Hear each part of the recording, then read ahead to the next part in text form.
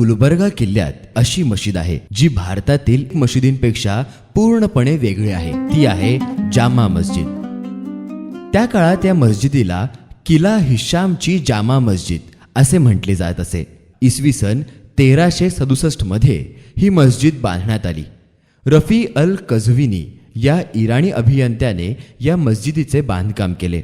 या मस्जिदचे सर्वात मोठे वैशिष्ट्य म्हणजे तिच्यात मोकळे अंगण नाही। भारतातील बहुतांश जामा मस्जिदींमध्ये खुले अंगण असते, पण गुलबर्ग्याची जामा मस्जिद संपूर्णपणे छताने झाकलेली आहे। त्यामुळे तिची रचना पाहताना ती भारतापेक्षा इराण किंवा मध्य आशियातील वास्तूंसारखी वाटते। मशिदीच्या मध्यभागी एक मोठा घुमट आहे।